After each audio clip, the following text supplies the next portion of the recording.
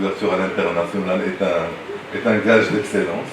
Et donc, nous sommes toujours ouverts à connaître d'autres expériences dans le monde, pour voir comment fonctionne l'enseignement supérieur dans d'autres pays. Et franchement, ça nous honore et ça nous rend heureux votre visite. Bienvenue chez nous. Shukran déjà. Vous savez, je suis la première ambassadeur du Kazakhstan au Maroc. Avant, je suis diplomate en carrière.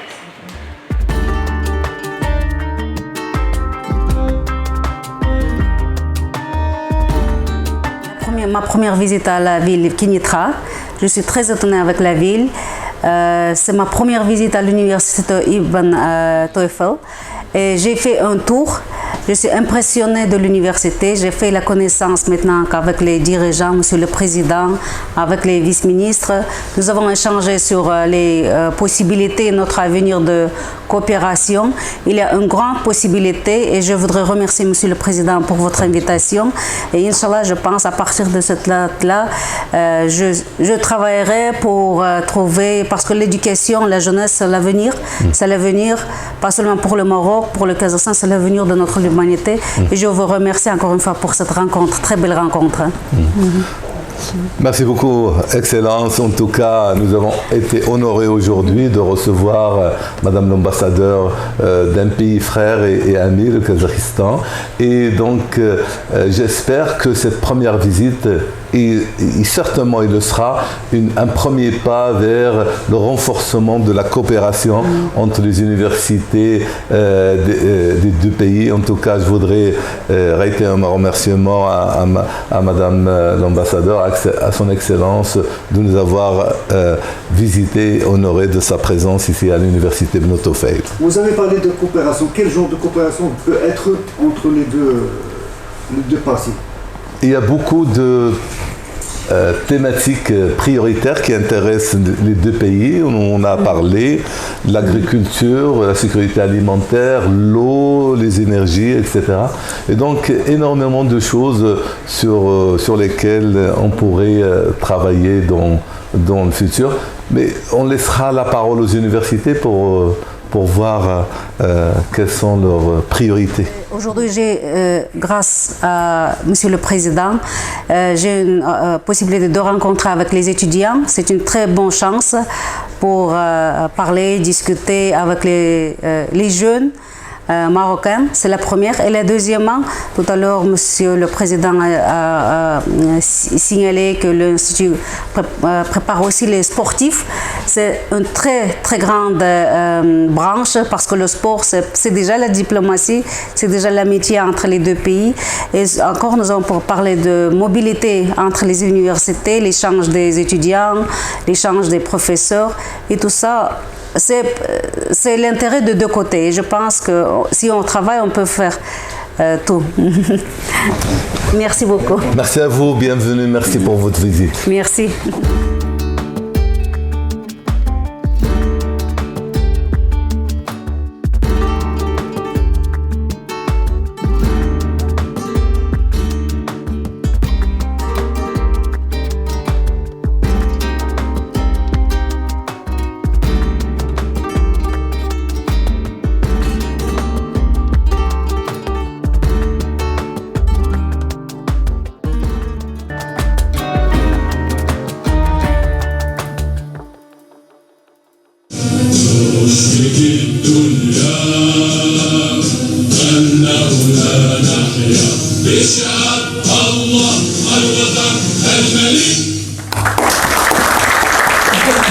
في إطار أشغال برنامج ابن خلدون حول دور التربية على المواطنة في بناء مجتمع سليم تحت إشراف وتنسيق أستاذ التعليم العالي بالمدرسة الوطنية للتجارة والتسيير أستاذة وفاء العدلوني. L'éducation à la citoyenneté est un outil puissant pour promouvoir la paix, renforcer la cohésion sociale et former des citoyens responsables et engagés.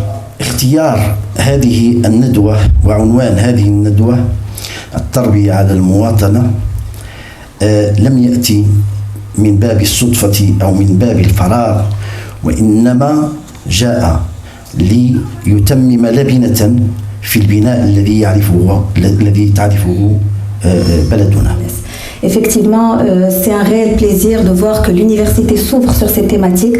Il y a 12 ans ou 13 ans, quand on a intégré le monde universitaire, c'était pour nous une vraie dynamique de pouvoir participer à la vie active de l'école, à la citoyenneté, via les clubs des étudiants, via les compétitions, les encadrements avec notre professeur, les séances d'échange justement sur la citoyenneté. Et c'est là une véritable thématique qui est prioritaire pour l'action du ministère de la Jeunesse, de la Culture et de la Communication et qui a constitué son champ essentiel d'action depuis son existence. Honorables étudiants, étudiantes, professeurs, les invités, les dirigeants de l'université. Tout d'abord, j'aimerais remercier bien sûr M. Mohamed Larbi Kerkeb, président de l'université de TOEFL. Tout à l'heure, j'ai eu une rencontre très enrichissante. Nous avons parlé sur l'avenir, notre intérêt, il est commun, je vous assure, et Inch'Allah, prochainement, j'espère que l'université, les étudiants kazakhs sera parmi vous et les étudiants marocains sera au Kazakhstan, Inch'Allah. Je voudrais remercier pour leur invitation à visiter l'université. Et ici la citation, l'université moderne et innovative où l'excellence académique, la recherche scientifique et la responsabilité sociale se rencontrent pour façonner l'avenir. C'est la citation de votre site. C'est vrai que l'université est aujourd'hui l'outil le plus important pour la formation des jeunes. Par conséquent, la discussion du sujet des jeunes au sein de l'université est pertinente non seulement pour le Maroc, mais aussi pour le Kazakhstan. Je voudrais donner dans ma parole l'information générale sur le Kazakhstan, de toucher les rôles du Kazakhstan dans la scène internationale, de toucher un petit peu la politique de mon pays concernant la jeunesse, l'avenir, et bien sûr un petit peu de relations entre nos deux pays frères et amis. Voilà, le Kazakhstan, c'est dans l'état de l'Asie centrale. Il est bordé au nord par la Russie, à l'est par la Chine, au sud par le Kyrgyzstan, l'Ouzbékistan, le Turkménistan et à l'ouest par la mer Caspienne. Officiellement laïque, le Kazakhstan est un pays majorité musulmane. Avec les Kazakhs qui sont 70,7%, les représentants de différents groupes ethniques et différentes religions, comme les Russes, les Ouzbeks, les Ukrainiens, Ouïghours, Allemands, Tatars, Juifs et les autres, vivent en paix et en harmonie au Kazakhstan. Cette année, le Kazakhstan fête son 30e anniversaire de l'indépendance. Historiquement, c'est une très courte période, mais en termes de développement, c'est un énorme bond en avant. Le président kazakh Kassym-Jomart Tokayev a proposé des transformations fondamentales au système politique du Kazakhstan et avait systématiquement fait avancer depuis son élection en 2019. Si nous passons à l'économie, je pense que ce sera très intéressant exactement pour cet institut, pour l'Institut de commerce, avec un PIB dépassant 225 milliards de dollars.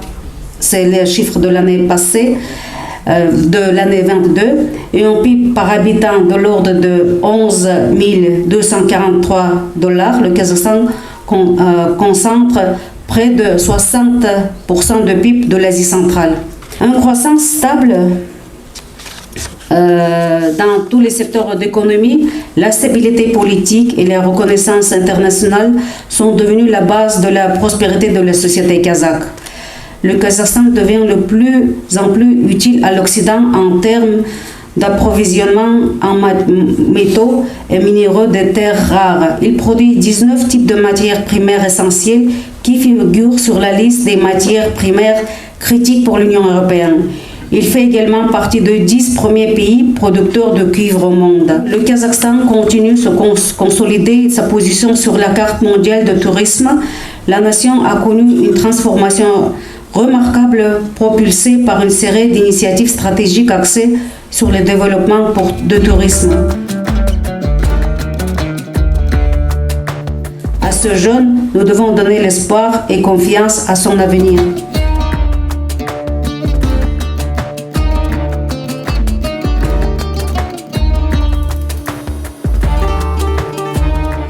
collègues, chers amis, chers étudiants, aujourd'hui je souhaite bon succès, bonne conférence et je voudrais vous remercier pour votre attention. Merci beaucoup.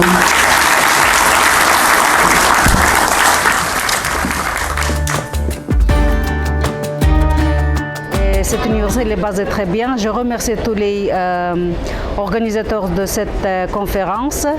Et bien sûr, je souhaite, parce que si je comprends bien, la conférence aura lieu 2 jours, et je souhaite un grand succès pour cette conférence.